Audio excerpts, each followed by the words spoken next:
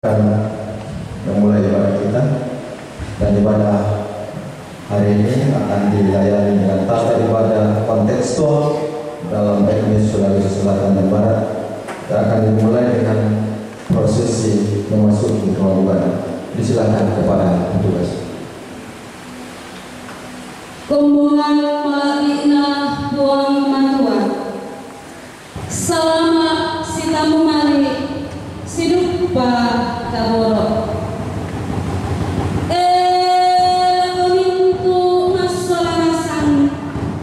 Totama tuka sia totama solo. Kurampo tama kainan kami nombang. Tulimbo tama jalan empat di pamadatu maindan. Maundongan na lagu kita tolong kombongan selo. Tulisan ulan para maya di sana kasadanian. Totang silunduan pindang langkuang isu kelapa. Untuk boli timbang tutupan. Tasi para bakalolo, tasi tatan masolanasan.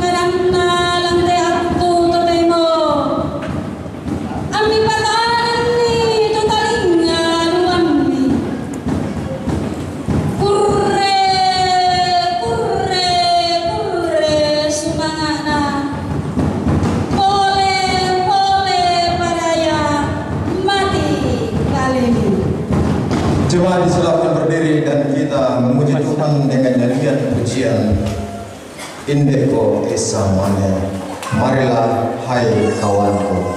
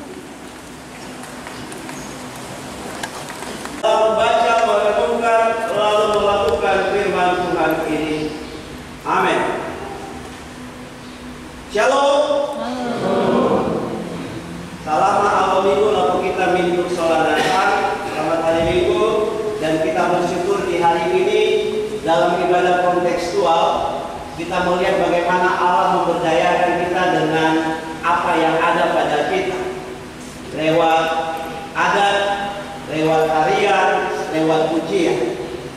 Dan ini bagian dari kebenaran firman Tuhan. Nah, hari ini bagian firman Tuhan yang sudah kita dengar bersama, Sinode memberikan tema yaitu pemberdayaan yang dikehendaki Tuhan. Sekali lagi tema kita hari ini bicara soal pemberdayaan yang dikehendaki Tuhan. Saudara-saudara, minggu kemarin kita sudah memperingati hari Pentakosta. Apa itu hari Pentakosta? Hari pencurahan Roh Kudus dalam konsep perjanjian baru. Nah, itu bukan hanya kita rayakan sebagai sebuah bentuk liturgi dalam gereja, tetapi pencurahan Roh Kudus itu harus memberi dampak dalam hidup kita. Dan salah satu dampak yang harus nyata adalah bagaimana kita diberdayakan Allah lewat kuasa Roh Kudus itu. Kita harus bisa menyaksikan bagaimana para rasul ketika peristiwa Pentakosta mereka mulai bersaksi, dan dengan keberanian mereka mulai menyampaikan tentang Yesus yang mereka salibkan itu dan bangkit lalu kembali ke sorga. Nah, di dalam pemberitaan murid-murid ini ternyata tidak semudah membalikkan telapak kanan, saudara. Mereka melakukan tugas apa yang Allah berikan kepada mereka. Allah memberdayakan mereka dengan sebuah kesaksian, namun mereka diperhadapkan dengan tantangan, dengan persoalan. Kalau kita baca di dalam teks bacaan kita pada ayat pertama dari pasal 4 ini, bagaimana mereka disidang, lalu kemudian diputuskan untuk dimasukkan ke dalam penjara. Tidak sampai di situ. Ketika mereka hendak dikeluarkan, mereka diancam supaya tidak boleh lagi menggunakan nama itu, tidak boleh lagi bersaksi tentang Yesus yang sudah bangkit, yang menyatakan keselamatan kepada umat manusia. Tetapi apa yang mereka lakukan? Dalam bagian teks bacaan kita hari ini, Kisah Rasul pasal 4 ayat 23 sampai 31, ternyata mereka kembali kepada jemaat, kepada sahabat, kepada teman-teman, rekan-rekan mereka untuk menyampaikan persoalan ini. Nah, jemaat, hal yang menarik dalam teks bacaan ini adalah bahwa ternyata Allah mengizinkan semuanya itu. Supaya apa? Allah mau memberdayakan jemaat, bukan hanya para rasul dalam hal bersaksi, tetapi juga dalam hal berdoa. Nah, itu yang diungkapkan dalam bacaan kita, doa jemaat. Allah mengizinkan segala apa yang terjadi untuk memberdayakan mereka dalam sebuah persekutuan doa. Dan hari ini kita akan melihat seperti apa persekutuan doa itu, sehingga kita juga sebagai jemaat Tuhan terlibat diberdayakan Allah lewat doa-doa kita. Mari kita lihat bersama lewat teks bacaan ini pelajaran apa yang bisa kita ambil. Yang pertama, di ayat-ayat ke-23, bahwa di dalam persekutuan doa harus tahu apa persoalan yang sedang dihadapi. Di ayat 23 dikatakan, sesudah dilepaskan, pergilah Petrus dan Yohanes kepada teman-teman mereka. Lalu mereka menceritakan segala sesuatu yang dikatakan imam-imam kepala dan tua-tua kepada mereka. Nah, jemaat Tuhan, dalam ayat ini terlihat jelas bahwa ketika Petrus dan Yohanes diperhadapkan dengan sebuah tantangan, mereka tidak mundur. Mereka tidak mencari jalan yang lain, yaitu mereka diam dan bersembunyi. Tidak, tapi mereka tahu bahwa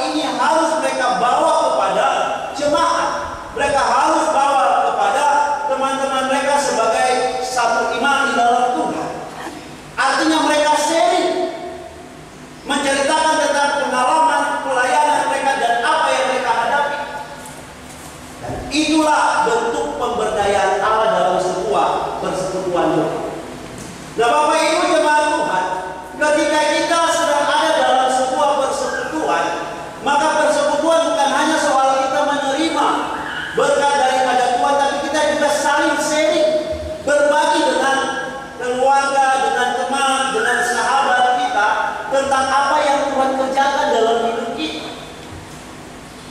Pelayanan bukan hanya soal kita memberitakan firman Tuhan, tapi ketika kita membagikan pengalaman kita, ya, dan mereka tahu tentang keadaan kita, maka disitulah cara Allah memberdayakan kita bagi orang-orang di sekitar kita. Bagaimana seorang hamba Tuhan bisa berdoa buat jemaatnya kalau tidak mengetahui keadaan jemaat? Bagaimana majelis bisa satu hati berdoa buat keluarga ini kalau tidak tahu apa yang sedang terjadi dengan keluarga ini? Makanya bagian pemberdayaan di sini adalah kita harus saling jujur mengungkapkan apa yang terjadi dalam hidup kita. Jangan merasa malu dan berkata, saya malu ya. Nanti kalau didengar orang, percaya kepada majelis, percaya kepada pendeta. Mereka ditempatkan untuk menjadi wakil Allah. Allah memberdayakan mereka untuk ada dalam sebuah persekutuan muka. Dan hamba-hamba Tuhan harus tahu, kita adalah informan Allah. Rahasia menjadi bagian penting. Apa yang disampaikan oleh jemaat yang harus kita perhatikan. Tidak boleh kita ceritakan kepada orang lain, apalagi menyangkut soal persoalan di dalam rumah tangga. Itu cukup sampai di kita dan kita dukung di dalam doa. Sehingga bagaimana kita melihat Allah memberdayakan kita dalam sebuah persekutuan doa ini. Amin. Ini yang pertama. Lalu yang kedua, pelajaran apa yang bisa kita ambil dari doa jemaat ini? Yang kedua, bahwa di dalam persekutuan doa harus tahu bagaimana solusi yang tepat. Kita lihat di ayat 24. Dikatakan begini, ketika teman-teman mereka mendengar hal itu, berserulah mereka bersama-sama kepada Allah, katanya, ya Tuhan, Engkaulah yang menjadikan langit dan bumi, laut dan segala isi.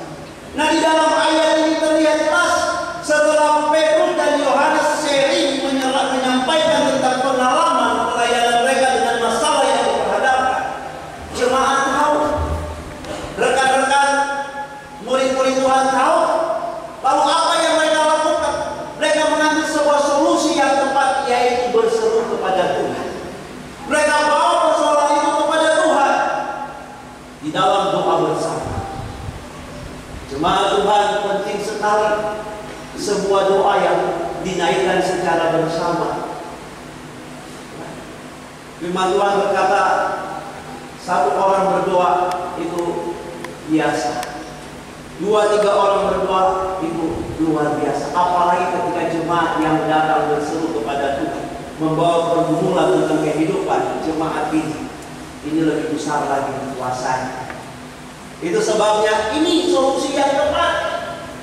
Ya, datang kepada Tuhan di dalam doa. Petrus dan Yohanes tidak pergi kepada pembesar-pembesar saat itu. Ya, dan berkata, kenapa kami dikekang? Kenapa membatasi pekerjaan pelayanan Tuhan? Tidak. Tapi mereka tahu tempat yang tepat, yaitu berseru kepada Tuhan di dalam doa. Mereka bawa bersama dengan jemaat saat itu dan mereka berdoa. Nah, itu sebabnya jemaat Tuhan, ketika kita diperhadapkan dengan persoalan pembangunan gedung sekolah minggu ataupun kegiatan-kegiatan besar yang kita laksanakan di dalam jemaat, mari bersama-sama kita bawa di dalam doa. Jangan bilang di situ kan ada panitia, cukup mereka saja yang bekerja. Tidak begitu. Ya. Tapi itu pekerjaan Allah yang Tuhan percayakan kepada kita. Dan kita mulai dengan kita bawa di dalam doa kita masing-masing kepada Tuhan. Maka disitulah letak Allah memberdayakan kita. Bukan hanya soal kita sharing dengan teman-teman, warga jemaat, tapi kita juga bawa solusi itu kepada Tuhan sebagai sumber solusi. Amin. Ini yang kedua.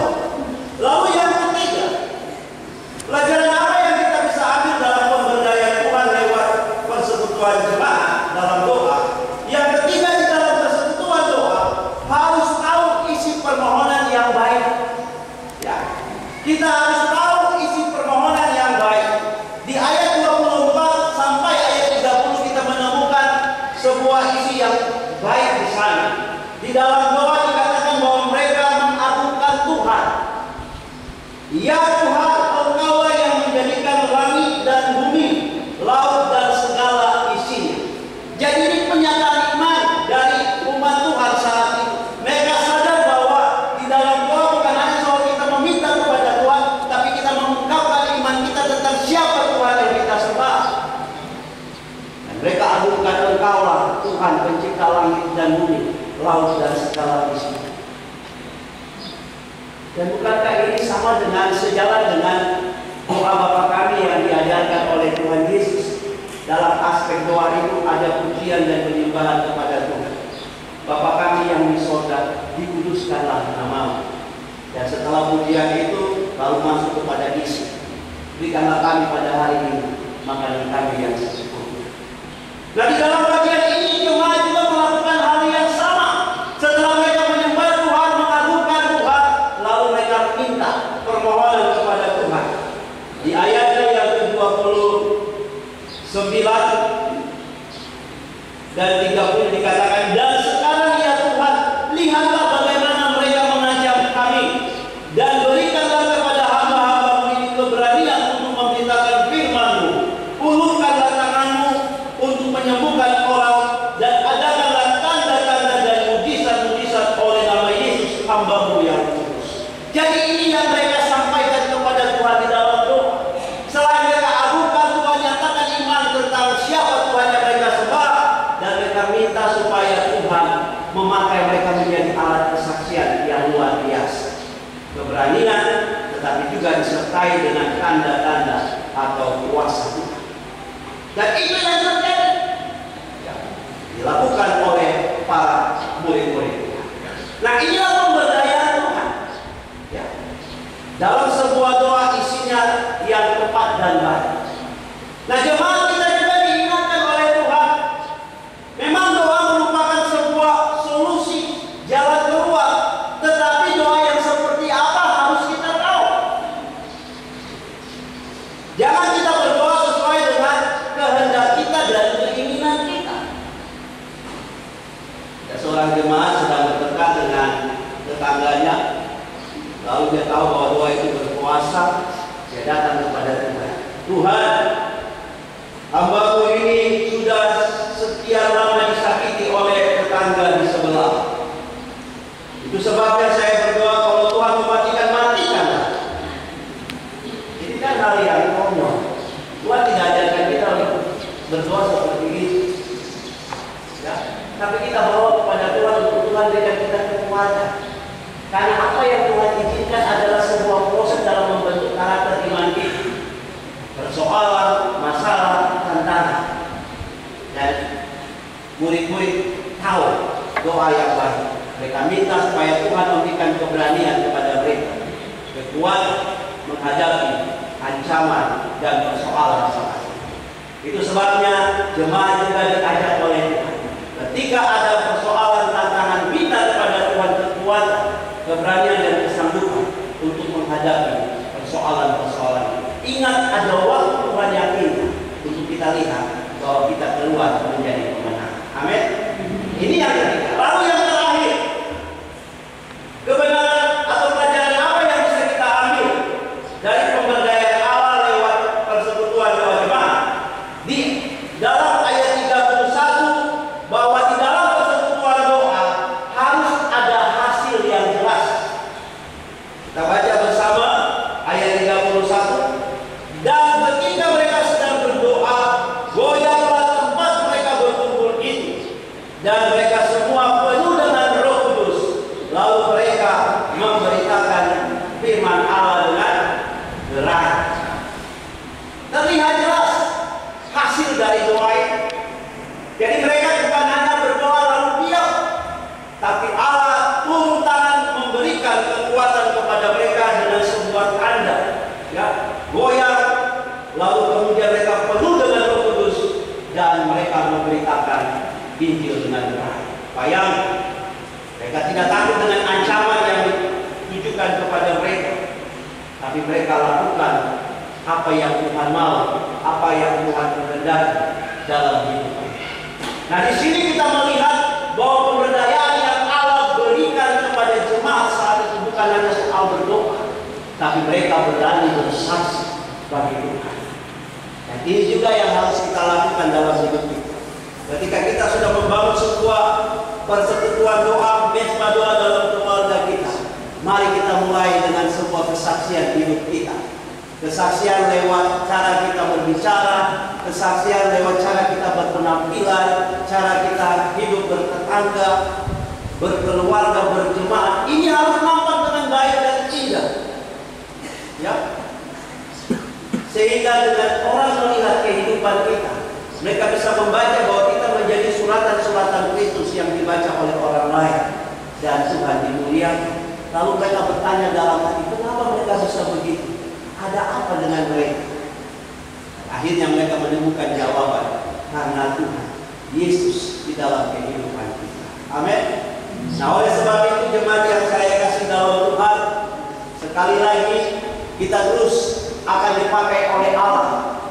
Allah akan terus memberdayakan kita dalam kehidupan kita. Sehingga mari kita menyerahkan hidup kita kepada Tuhan untuk diberdayakan, baik lewat persekutuan doa kita maupun lewat kesaksian hidup kita. Dan salah satunya di dalam ibadah di hari ini dalam bentuk etnis Sulawesi ataupun Toraja. Itulah bentuk pemberdayaan Allah untuk kita pakai dalam memuliakan Allah. Demikian kebenaran firman Tuhan. Tuhan memberkati kita dengan firman-Nya. Amin.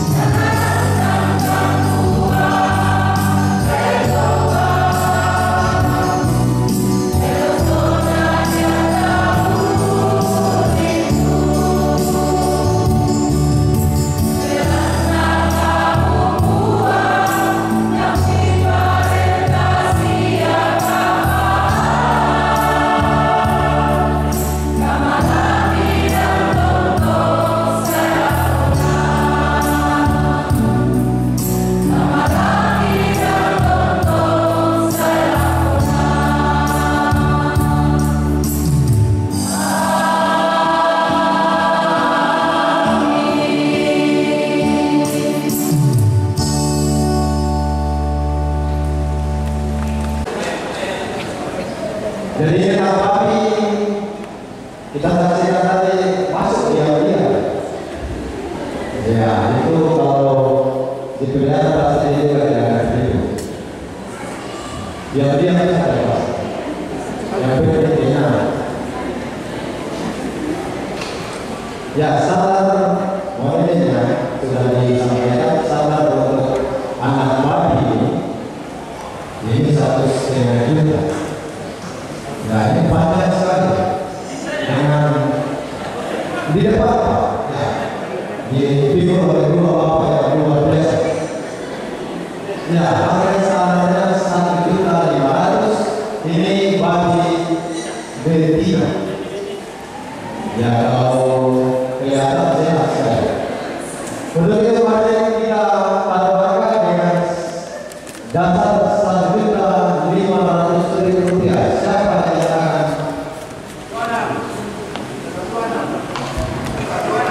2 juta. Oh, saya saya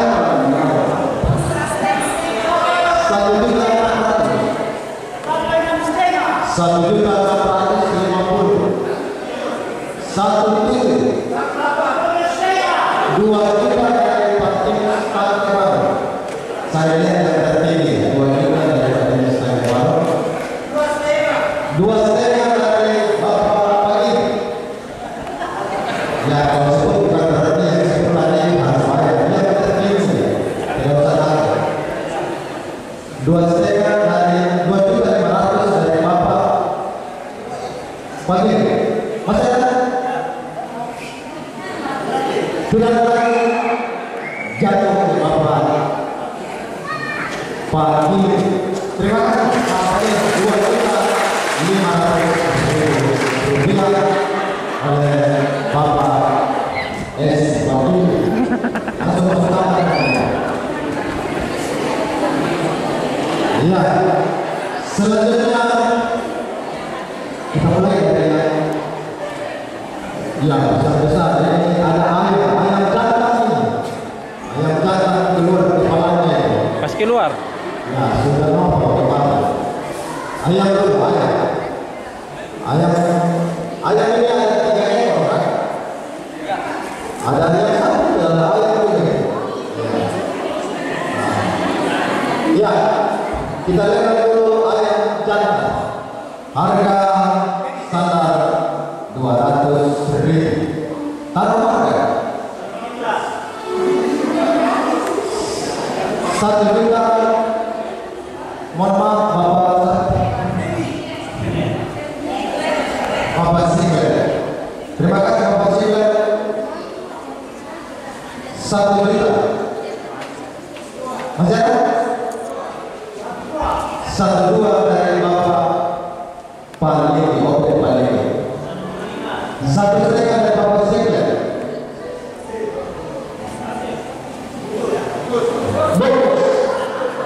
Bapak Sibel, terima kasih Bapak Sibel. Ayam jantan dari yang berikut Bapak satu-satu ya.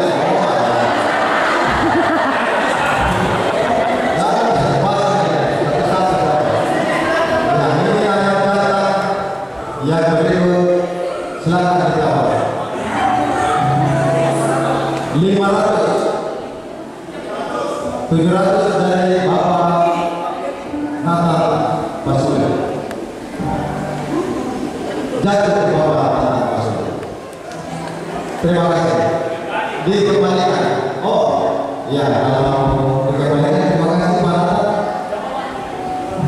Tahu ulang 500 Bapak ini. Tadi. Oh 500 Pak oleh kembali. 3 kali. Pak oleh kembali.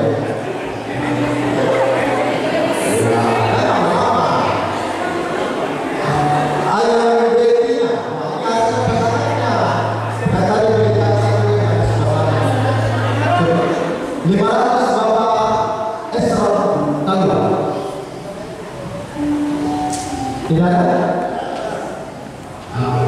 700 dari Bapak Tilis Tangkibara. 3 kali Pak Tilis. Pak Tilis Tangkibara. Ya, dari Bapak begini. Ya, saya 500. Habis saya bisa berkata. 500. Saya mengenal. Ada lagi? Ada? Sama saja. 500. Ya, saya. 500 saya. Ya, saya. Terima kasih. Selanjutnya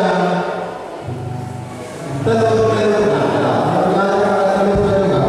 Ya, telur ayam ini dihasilkan oleh ayam yang sehat dan gemuk. Jadi ini telur ayam kampung. Ada berapa butir di dalam kan? Ini harganya 60.000 ya, dasarnya itu. Ya, ada 10 butir. 100 dari belakang sini. 1,5 dari Pak Aldi. 300 dari Pak Komong Sarmalo. 350 yang beda. 400 dari Pak Komong. 400 dari Pak Komong. 500 dari Pak Aldi. 600 dari Pak Komong. Masih 3 kali Pak Komong. 600. Selanjutnya Telur 1 butir 100.000. yang bisa dikirim. Satu pisang tadinya 50.000 dasarnya. Tawar siapa? 100 yang pegang. Yang pegang 100. Bungkus yang pegang. Apa ini banyak-banyak. Berikut tinggal 2 saja. Maksudnya jualan 3 juta lagi. Ya, jadi bisa dikirim ya. 100 Palmi. Ada anak buah. Langsung bicara dari kasih lagi yang sana. Mana tadi dia bicara? Oh, Pak begini. Ya, 1 dia Palmi, 1 lagi kan dia begini. 100. 100. Akhirnya itu yang satu ada di bawah itu langsung ke bawah. 1 lagi panggilan bekas yang satu. Masih ada berapa besar? Bisa nggak berapa? 2 lagi bisa. Oh, ada bisa raja juga. Oh, ada bisa raja, bisa kepok, bisa kepok. Ya, sama-sama. Macam sekarang ini. Ayo. 100. Siapa itu? Oh, ini kali ini. Iya. Mama, Bapak Ibu. Lu biasa dulu itu deh. Bapak Ibu langsung. Ini bisa rajanya. Rajanya bisa 100 ibu mana? Ya, ibu mana? Iya. Bisa raja. Terima kasih. Masih apa ya? Salah berapa bungkus? Salah 3 bungkus, harga dasar 50. Siapa tahu? 200 dari Pak Masule diberikan. Langsung.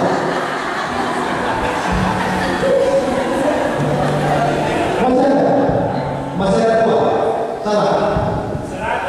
100. Ada 2. Kasih langsung 1. Ya. Leo dengan Aldo. Pak Leo dengan Aldo. Pak Leo dengan Aldo. 1. Yang berikut, aduh, ini kue kurang teman. Ada berapa bungkus di dalam? Bukan, yang di plastik. Bukan, berapa? Ambil 1. Jangan langsung keluar.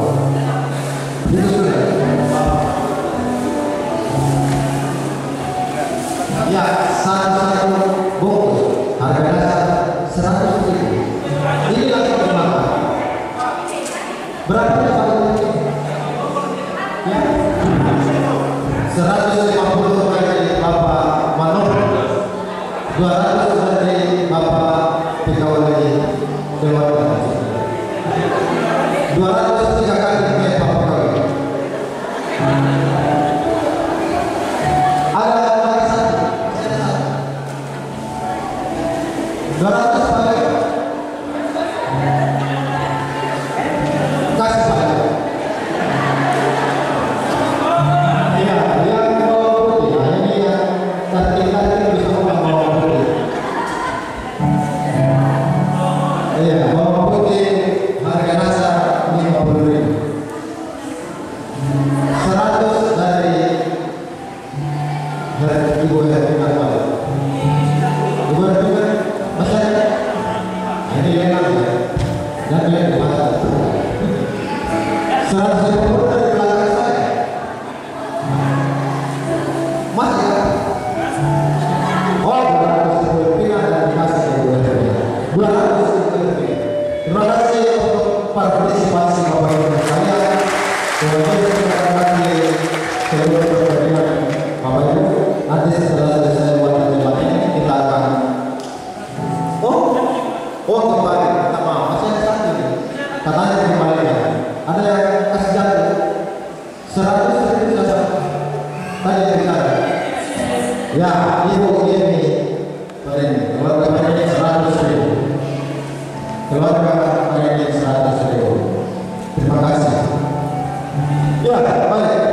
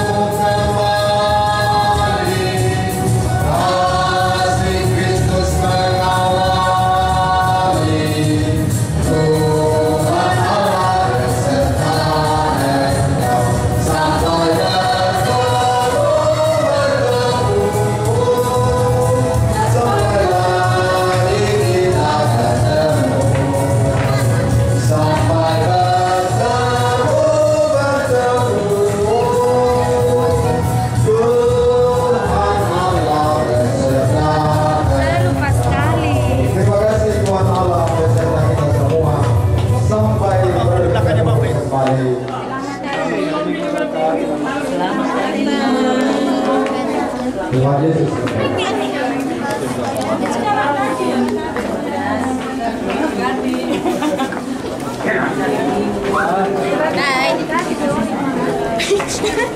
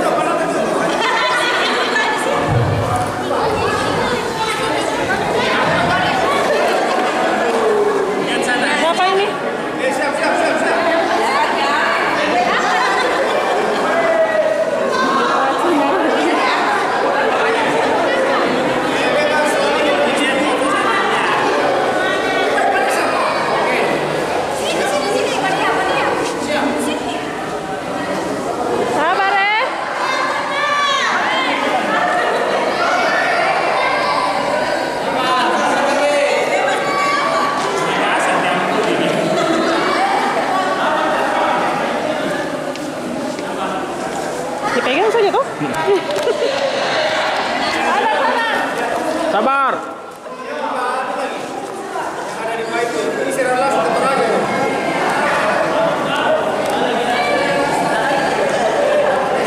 Oke.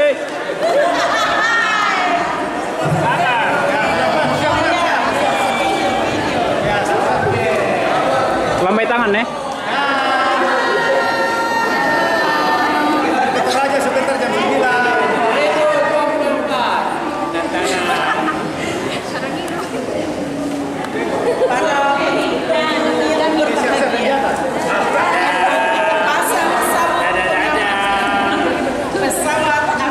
Oke.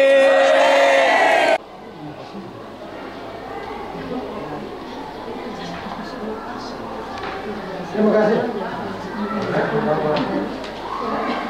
Sudah semua.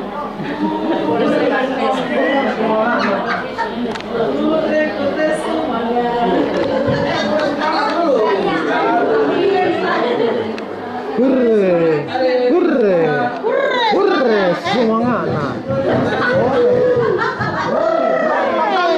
Hurre. Di sini juga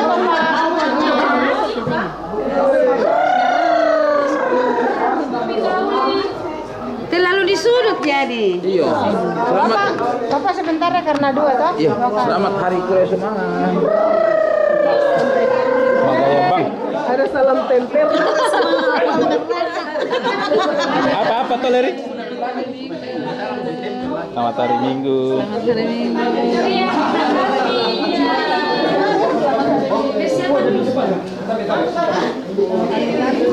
Pak Jabri. Ini aku jauh-jauh deh. Nanti melayani di saya toh. Karena Ibu Palo. Baru? Masalahnya di mana? Di tempatan di rumahku terus Ibu Palo masakin. Oke. Cepat Ellen. Hai. Ini. Jangan. Jangan punya salah. Pak Ben, terima kasih.